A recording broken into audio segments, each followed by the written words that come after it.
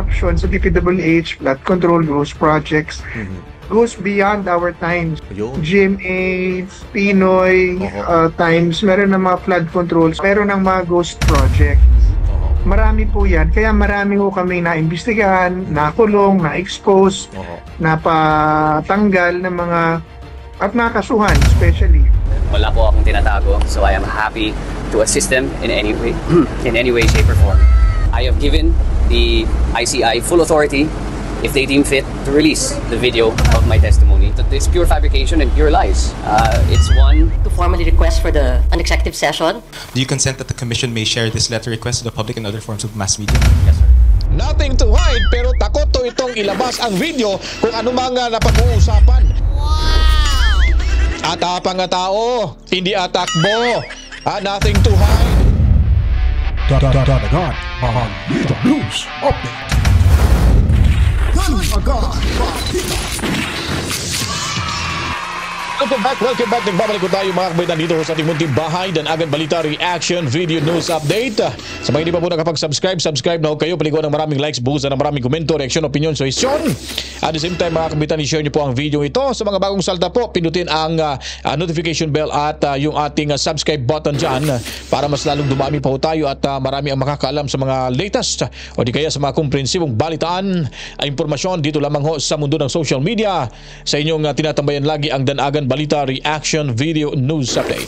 Ngayon po mga kabitan, parang unti-unti na hong nililihis itong pagtumbok kung sino ho talagang mastermind, kung sino ho talagang mananagot at papanagutin sana itong mastermind ng nakawanho sa pera ni Juan, lalo na dyan sa Department of Public Works and Highways sa aming sariling dialekto.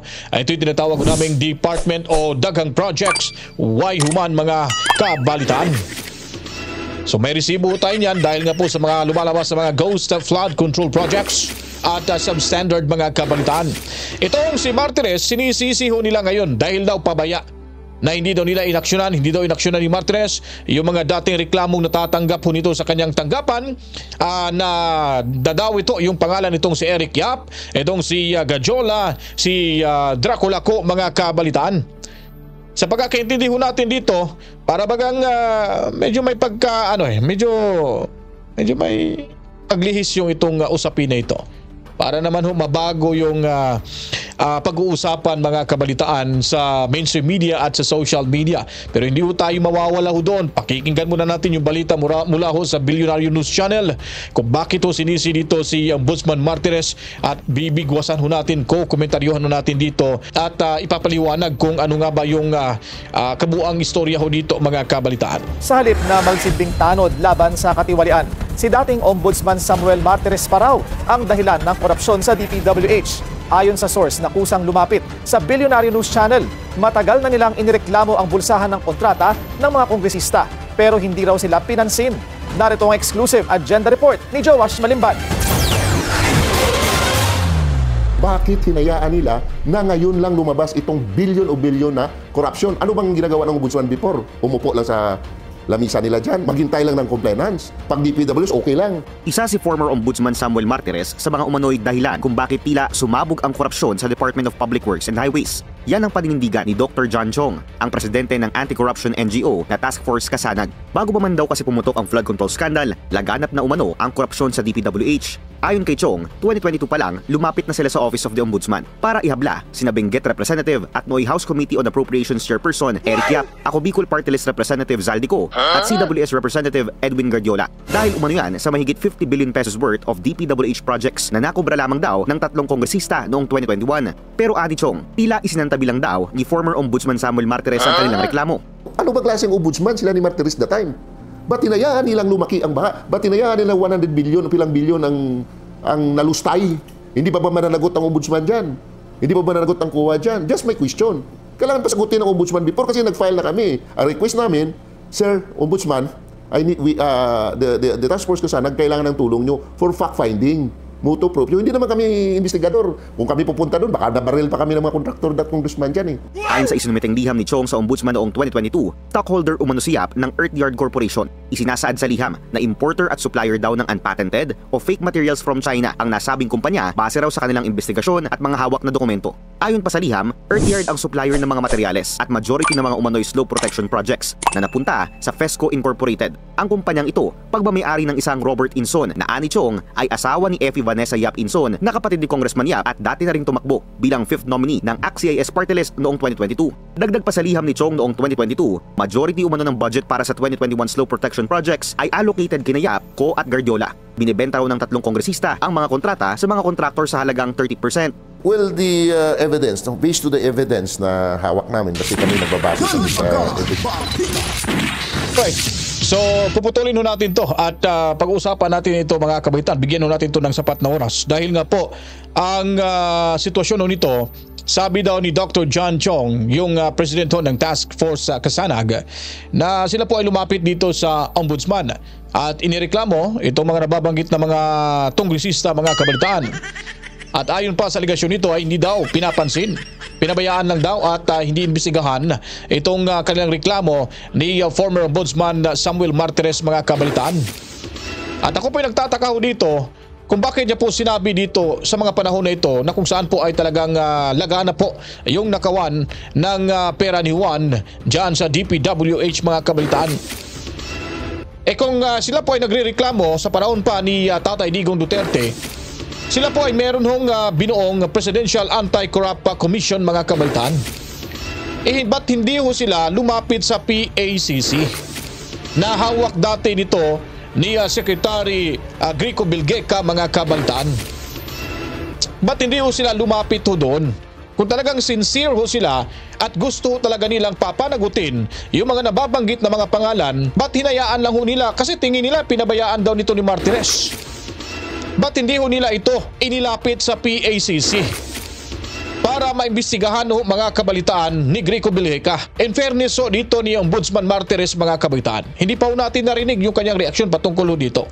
Pero yung komentaryo lamang ho natin sa sinasabi nito, mga kabalitaan, ay ako po'y nagdududa. Dahil alam naman ho nila sa pag-upo pa lang ni Tatay Digong Duterte, yung Presidential Anti-Corrupt Commission, itinalaga na ho dyan si Grico Bilgeca, na kung saan meron na ho silang napapatunayan at mga nakakasuhan, mga kabaitaang mga tungklisista na mga corrupt officials sa panahon ni Tatay Digong Duterte dyan mismo sa Department of Public Works and Highways. Ngayon, hindi inaksyonan di umano. Ang tanong ko lang, bakit nyo po hinayaang matapos yung termino dito ni Martires? Ba't ngayon lang ho kayo nagsasalita? Secondly, ba't hindi ho kayo lumapit sa PACC? Ano ba yung dahilan? At itong paglabas ni Mr. Dr. John Chong, ito po ba talaga ay para sa bayan? O parang nililihis lang yung usapin na sisihin itong si Martires dahil di umano sa kanyang kapabayaan nung sila ay nagpadala ho ng request to investigate, mga kabaitaan, itong mga nababanggit na pangalan dahil sila ay nakitaan ho nila base sa kanilang sariling pananaliksik na meron ho talagang nangyaring korupsyon sa panahon ho ni Tatay Digong Duterte sa DPWH na hindi naman ho ito itinanggi ho ni Grico Bilgeca, mga kabalitaan. So nagdududa ho tayo rito kung bakit ho ngayon lang ito lumabas. Sana nung una pa lang, nung naandyan pa lang si Martires, nagsumbong na ho ito, mga kabalitaan. Tila bagang sinusuportahan niya po yung mga naratibo dito ni Ombudsman Boy Prescon, mga kabalitaan, na paninisi rin ho dito kay Ombudsman Martires nung inabsuelto itong si Senador Joel Villanueva, mga kabalitaan. So ito ay questionable, pero hintayin mo natin at ipapakita natin sa susunod na mga araw kung ano po yung magiging tugon ho dito ni former Ombudsman Samuel Martires, mga kabalitaan. Speaking of Grico Bilgeca, hindi ho natin ito may kakaila na itong si Grico Bilgeca, mga kabalitaan, may napatunayan ho bilang chairman ho ng Presidential Anti-Corrupt Commission mga kabalitaan. At ayon pa niya dito sa panayam, dito kay nakalimutan ko yung anchor na ito. Basta ito, panoorin nyo lang po mga kabalitaan kung ano po ba yung nakikita niya na sa panahon ni Tatay Digong Duterte, meron talagang korupsyon. At ito'y napigilan at hindi ho talaga ganun kalala. Lalo na ho ngayon mga kabalitaan. Kung alam nyo po, itong si Chong na meron na talagang korupsyon sa DPWH sa panahon ni Tatay Digong Duterte. At take note mga kabalitaan, pinangalanan niya po ang mga individual na ito. At ayon pa dito ni Grico Belgica mga kabalitaan. Yung inyong opisina noon na Presidential Anti-Corruption Commission, meron na ba ho kayong mga naririnig tungkol dito sa mga ghost project ng flood control during your time? Meron po, pero kakaunti. Pero linawin ko, Sir Alex, ang korupsyon sa DPWH, flood control, ghost projects, goes beyond our times. GMA, Pinoy, times, meron ng mga flood controls, meron ng mga ghost projects. Noong time po namin, meron kaming naimbestigahan na isa at nakasuhan din dyan po sa Bicol. After that, wala na hong mga reports ng mga flood control, ghost projects anomalies na malalaki. Dahil po yung meron sumingaw pa lang nun, rock netting, sumingaw yan, DPWH, contracts, yung mga dayaan sa bidding, substandards, marami po yan. Kaya marami kikilanin yan ng pera at komisyon. Marami po yan. Kaya marami po kami naimbestigahan, nakulong, na-expose, napatanggal ng mga at nakasuhan, especially ng mga district engineers, mga congressmen. Kung maalala nyo po, siyam na congressman ng binasa. Kalanan ng Pangulong Duterte galing sa report namin. Tapos 14 na district engineers ang kasali rin sa report na yun na sinibak at kinasuhan lahat po sa pwestos. Ito naging pahayag dito mga kabalitaan ni Grico Belgica mga kabalitaan. No? Ito'y malaking sampal ho sa katangahan dito ni Payaso Au Castro. Kung matatandaan nyo po, sinisisi niya ang Duterte administration kung bakit lumala ang nakawan sa DPWH. Ayon pa niya dito, nagsimula ang nakawan sa DPWH noong umupo na ho dito si Tatay Digong Duterte. Ngayon, ang pahayag dito ni Grico Belgica ay kanina lamang hong sinalo at inimbestigahan noong nakaupo na ho dito si Tatay Digong Duterte bilang Pangulo na nagsimula ang korupsyon sa DPWH noong panahon ni Gloria Macapagal Arroyo at ni Noynoy Aquino mga kabalitaan. So nagsisinungaling na naman ho itong si Payaso Castro na dinidiin at sinisisi ang Duterte administration.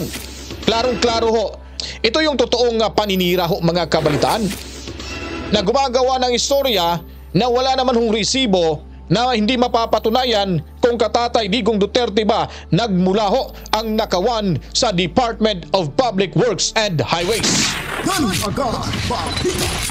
Sinisisi niya po rito na kung saan ang katotohanan yung kanyang kanyang pinapanigan ngayon itong si Gongbong Marcos mga kabalitaan aka Boy Lutang. Yun pala ang pasimuno sa nakawan sa Department of Public Works and Highways sa pamamagitan ng budget insertions nila. Ayon naman dito kay Zaldico, kung inyong matatandaan, mahigit 100 bilyong pesos budget insertions ang ikinagalito dito ni Bonget kung inutusan pa ito at pinagsabihan na huwag mong galawin ito, huwag mong pigilan. Nung lumabas na panibagong video ni Zaldico, ay ito rin palang batang-batang anak ni Bonget, ni Boy Lutang, ni Gongbong Marcos mga kabitan, itong si Charis Pimpinko na si Sandro Marcos mga kabalitaan, na meron lang namang 50 billion pesos budget insertion. Kasama na ho niya kanyang mabong pinsan na akala mo'y unjing na dambuhala mga kabalitaan na si Tambuaya na tumataginting lamang sa 1.3 trillion pesos mga kabalitaan. Saan po ba napupunta yung pera niyan? Malamang ipinunduho yan para sa darating na eleksyon at punduho yan para sa kung sinong kakagat na maaring pumirma na naman ho, lumagda sa kasunduan para i-impeach naman ho itong si Inday Sara Duterte.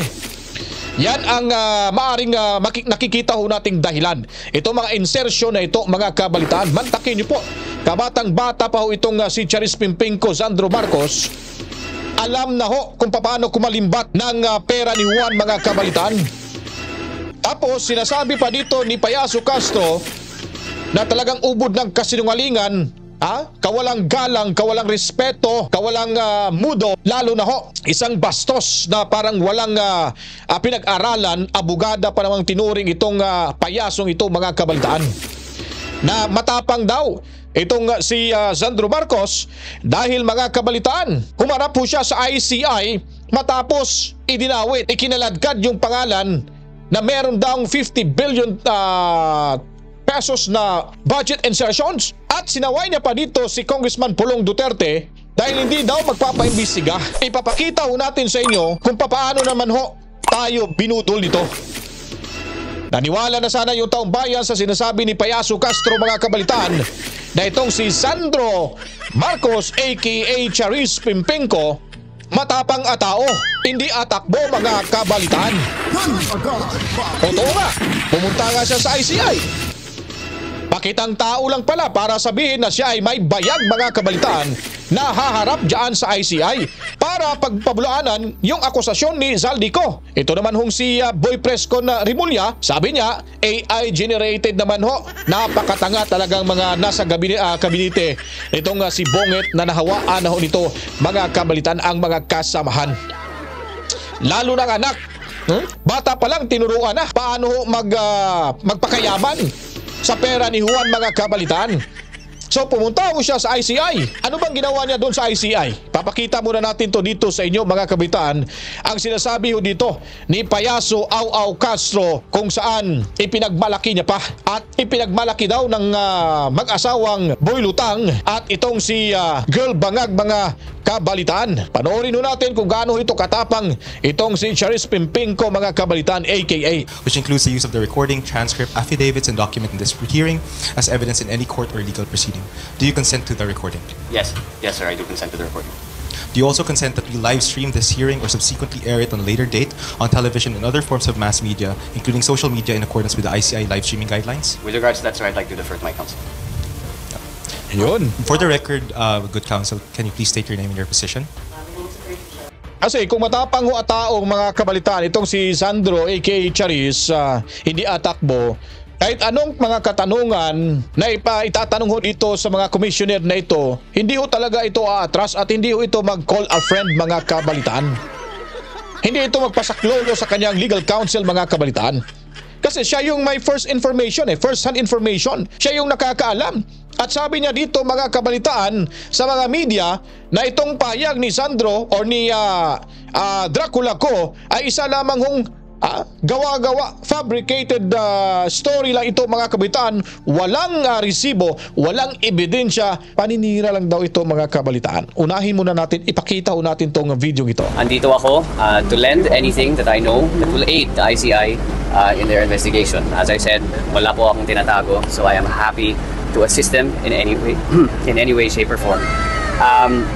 With regards to how it went, kung ano man ang mga tinanong nila, I have given the ICI full authority, if they deem fit, to release the video of my testimony. So again, I am happy for them to do so if they believe that there is no information there that will jeopardize their investigation. Sir, yung allegations ni dating Congressman Zaldico, natalakay ba siya sa hearing niyo today? Yes po. Well, again, I will just repeat my statement that it's pure fabrication and pure lies. It's one that it's a move that reached desperation. It's a political ploy, and I've already attributed it to attempts at destabilization of the government. Sir, is that at all possible? Yung scenario na sinasabi ni Kong ko na may 50 billion kang pati sa father mo na inutusan niya allegedly siya na speaker? Honestly, to my knowledge, no, it's not possible. Why, sir? Because first of all, the executive has nothing to do with the legislative. And secondly, the allegations are untrue. I did not do any such a thing. Kung nakikita niyo po yung listahan, may mga projects dyan sa Davao City nakalista sa Davao City. Alam naman natin sino nakatira doon, ba't ba ako maglalagay ng projects doon? Sana naman pag-aralan nila ng mabuti. But in any case, it's really not worth it. It's like I said, it's just an attempt. Should the ICI investigate their father kasi may mga statements isa? I don't want to speak on behalf of the ICI. You're gonna have to ask them. Okay. Nakakatawa lang talaga itong mga sagot nila. Talagang idadamay pa ho yung mga Duterte. Idadamay pa ho nila yung mga Duterte na pilit ho nilang nililihis. Ang tanong ho dito, yung insertion nyo po, ito ba ay, totoo naman, may legal ho yung insertion. Pero ang tanong ho dyan, saan ba napunta yung insertion na ginagawa ho nila na ito po ay hindi ho talaga dumaan ho sa tamang proseso? Wala ho ito sa NEP, wala ito sa GAA. Nung sa BICAM mga kabalitaan, pumasok ko ito bigla. So sabi niya ho dito mga kabalitaan, hindi daw siya naniniwala na inutusan ng kanyang ama at ng kanyang tiyuhin si Zaldico para ho kumulimbat ng pera. Ano bang pagkakaalam mo sa kanilang mga sikreto na sila ay may sariling mundo? Ikaw may sariling mundo ka rin at naniwala ako hindi sa lahat ng oras kayo ay magkakasama. Hindi sa lahat ng oras kayo ay nag-uusap. Kung may pinag-uusapan man, ito'y ibang usapin. Pero yung usaping itong pagnanakaw, plano nilang kulimbatin yung pera ni Juan. Ang tanong, ito ba'y kasama si Sandro? Yun po yung tanong natin kasi dinideny niya. Hindi ho siya naniniwala. Well, karapatan niya po na i-deny ho ito dahil una, wala ho siyang kinalaman or kaalam-alam sa mga plano ho ng kanyang tiyuhin at ng kanyang ama. Kung pagbabasihan natin itong si Zaldico, kapanipaniwala si Zaldico dahil siya po ay kasakasama ho ni Tambuaya mga kabalitaan at hindi maaring hindi gagalaw kikilos si Dracula ko kung wala hong pagkukumpas nitong si Tambuaya na si Martin Romualdez at itong si Boy Lutang, Gonggong Marcos mga kabalitaan. Sabi niya pa dito, wala ho siyang itatago. Lahat ng mga katanungan, handa ho siyang sumagot mga kabalitaan. Wow, napakagaling. Ito yung sinasabi dito ni Payaso na matapang at tao, hindi atakbo. Itong si Sandro Marcos aka Charis mga kabalitaan. Palakpakan ho natin. Ituloy ho natin yung kanyang panayam ho dito sa ICI mga kabalitaan. Diba? Sabi niya, kailangan niya pa daw i-defer sa kanyang legal counsel kung ano yung ipahiwatig nila dito mga kabalitaan. Good counsel, may I request, may I ask for the grounds why you request for an executive session? Your Honors, we have written earlier to formally request for an executive session because our client here has already submitted himself voluntarily. He would like to share as much information as he can, as candidly as possible. And more importantly, there may be critical information that may be elicited from his testimony, which may jeopardize or compromise further investigation of this commission. So for that reason, we again request that for an executive session for Congressman Marcos. So ito yung sinasabi ko dito mga kabaitaan. Ba't ba nasabi dito ni Awo Castro na atapang at tao? Atapang at tao ha? Sige, tuloy ho natin mga kabaitaan. Sir, do you consent to distribute copies of your sworn affidavits and other exhibits to the public and other forms of mass media, including social media? Yes, sir, I consent. Do you confirm that you submitted to the Commission a letter requesting for an executive session? Yes, sir, we do. Do you consent that the Commission may share this letter request to the public and other forms of mass media? Yes, sir. You may now be seated. Thank you. Diba? So, binibigyan na ho ng consent. Pagkatapos ng mga impormasyon nito, ilalabas nila sa media mga kabalitaan. Sabi ng ilang mga tanso at bangag supporters mga kabalitaan, itong si Charis mga kabalitaan, matalino daw, karapat-dapat na maging susunod na Pangulo. Wow! Ambisyosong palaka mga kabalitaan. Matalino nga, disente, pero hindi naman ho karispe-respeto mga kabalitaan. Basti Duterte matapang, pag nagsalita akala mo si Tatay Digong, ganon din si Pulong Duterte, ganon din si Inday Sara Duterte. Pero titigan nyo, panoorin nyo at pakikinggan nyo kung gaano ito kamahal ng karamihang mamamayang Pilipino at kung gaano sila nirespeto ng taong bayan mga kabalitaan. Now, biglang bumahag ang buntot nitong si Charis mga kabalitaan. Sabi pa dito, voluntaryo ho siyang pumunta sa ICC para ho magpaimbestiga. Pumunta ho siya sa ICC or sa ICI rather para ho ipamukha niya, ipapaniwala niya sa mga commissioner na ito siya ay malinis. Ngayon, naglabas siya ng post dito mga kabaitan mula ito sa abogado.com.ph. Ayon pa niya dito mga kabaitan, Sandro Marcos withdraws consent to release video of his ICI testimony. Saan po ba ang katapangan dito? Kung matapang, hindi na ho yan uurong. Sulong na yan ng sulong mga kabalitaan. Ano na naman Castro? Lumabas na naman yung katangahan mo. Payaso? Lumabas naman yung kasinungalingan mo. Ang dami mo ng kapalpakan dyan sa PCO. Ang dami mo ng ginawang kahihiyan. Pinahihiya mo talaga ang PCO mga kabaitan at dyan sa bahay ni Kuya. Yan kasi, huwag kasing magsalita ng patapos. Kasi umiikot pa yung bola. Sasabihin mong atapang-ataw, hindi atakbo itong si Sandro aka Charis. Anong to ngayon? Anong masasabi mo ngayon dito? Sige nga, mag-alibay ka nga. Ipakita mo nga mga kabalitaan. Ipakita mo kung anong masasabi mo dito. Hihintayin mo namin yung sagot mo kasi sabi mo atapang-ataw, hindi atakbo mga kabalitaan. So ayon pa dito sa abogado.com.ph, Sandro Marcos withdraws consent to release video of his ICI testimony. House Majority Leader Sandro Marcos has withdrawn his consent for the public release of the video recording of his testimony before the Independent Commission for Infrastructure or ICI mga kabalitaan. Now, this reverses an earlier public statement by the Ilocos Norte representative where he claimed he had nothing to hide regarding the flood control controversy being investigated by the body. Nothing to hide pero takot to itong ilabas ang video kung anumang napag-uusapan, kung anumang resulta ho sa kanyang pagbubunyag sa kanyang nalalaman di umano dahil siya ay willing daw na makipag-ugnayan at makipagtulungan sa ICI na ang ICI parang mga kengkoy lang itong nandito dahil gawa ho nito, ang bumuho nito yung kanyang amang si Gonggong Marcos mga kabaitan aka Boy Lutang. ICI Executive Director Brian Kithosaka confirmed that the commission is now legally constrained from releasing the video as he cited the young lawmakers declared possession during the proceedings. Atapang tao, hindi atakbo. Nothing to hide. Nagpalabas ng statement na ayaw niya na ilabas yung kanyang mga impormasyong ibinigay diyan sa ICI. Ano ka ngayon? Aw Castro. Ito ay talagang makikita na ho natin, inuuto na naman yung taong bayan. Natuto na. Sa bagay, mambubutol yung ama, ang anak ganun din. Sabi nila, kung ano yung puno, siya rin daw ang magiging bunga mga kabaitaan. Kaya hindi na ho sila mapagkakatiwala ng taong bayan.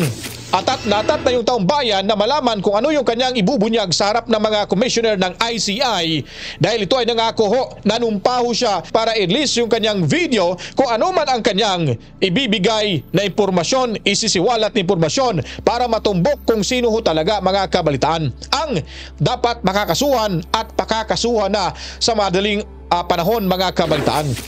Ang problema, baka nakitaan dito sa ICI, ito ay akin lamang pong opinyon, nung nalaman siguro na papunta na ito sa ama ang kanyang impormasyon, baka sinabi ng taga-ICI, Boss, Congressman, parang mahanapan tayo ng makitaan tayo ng butas ng mga taong bayan. Yung sinasabi mo, delikado to, talagang dama yung papa mo dito. Siguro, ang may advice na lang ho namin siguro, maglabas ka na lang statement na hindi ka na i-cancel mo na i-withdraw mo na yung consent mo para sa video yung i-release namin na nakukuha namin mula sa iyo. Para at least hindi tayo para at least hindi tayo mapaghinalaan na tayo ay magkasabwat patungkol sa usaping ito na hindi idadama yung iyong amang si Gonggong Marcos. Yun po mga kabitan ay ating naglalaro lamang ho yung ating kukote mga kabaitaan sa usaping ito dahil kaduda-duda. Kasi nga, sabi dito ni Aw Castro, ni Payaso, bumalik rin yung kanyang sinabi laban ho dito kay Pulong Duterte. Ano bang sabi ni Payaso mga kabaitan? Kung kayo po, kung ikaw, yung congressman, kung yung tao ay walang tinatago, kahit ano pa yung investigasyon na yan, ay hindi ho ito magtatago. Hindi ho ito aayaw sa investigasyon. Ngayon ito, ano na? Ba't umayaw na ho itong ilabas yung kanyang videong ibinibigay ng mga impormasyon na nakala po ng ICI? Ganun po ba ito ka-confidential? Ganun po ba ito kabigat? At sino-sino ang mga nababanggit dito? Yun ang sinasabi ho natin. Ang ICI na ito ay inutil mga kabalitaan. Dahil pinipigilan ho nilang lumabas ang katotohanan. Pinipigilan ho nila na makaladkad ang pangalan ni Bongit dito, lalo na ho itong si Tambuaya. Dahil magpasa hanggang ngayon, hindi pa ho sinampahan ng kaso itong si Tambuaya, malaya pa rin ho itong mga kabitang na nambubudol ng taong bayan dahil ito ay ilusyonado, ambisyosong palaka ni sarili nga niyang distrito ay napakadugyot mga kabalitaan kumpara sa Davao City, mga ambisyon pa na magtatakbong pangulo ng ating bansa. Ito lang ang masasabi ko, ibabalik ko po sa inyo ang sinasabi sa inyo ng inyong kamahalan dyan sa bahay ni Kuya. Mahiya naman kayo! Kaya kung gusto niyo po mga kwenta itong ating video presentation, huwag niyo po kalimutan paniguan ito ng maraming likes, busa na maraming komento, reaction, opinion, suggestion, at i-share niyo po. Then of course, sa mga bagong salta, pindutin agad ang notification bell, and then of course subscribe na ho kayo. At tayo nagpapasalamat po sa mga subscribers na natin at sa mga bagong subscribers, maraming salamat po. At sa Facebook mga kabitaan, meron na tayong 81,000 plus na followers. Bisitahin niyo din po yung ating Facebook page, Danagan Balita, mga kabalitaan. Ito lamang ho ating maiiwan sa inyong salita. Kapag ang tao po ay naapi sa kauli-ulihan, siya ay magwawagi sa patuloy niyang pagkikipaglaban sa katotohanan. There will be a time of reckoning. To God be the glory. Mwawa, chup chup. Peace out.